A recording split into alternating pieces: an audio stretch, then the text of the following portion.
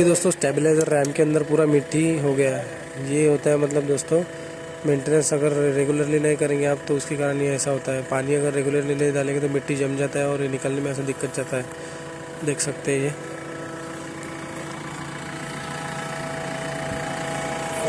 करो आप करो, ऊपर नीचे करो एक बार।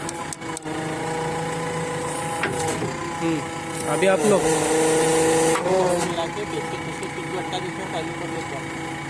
ठीक है।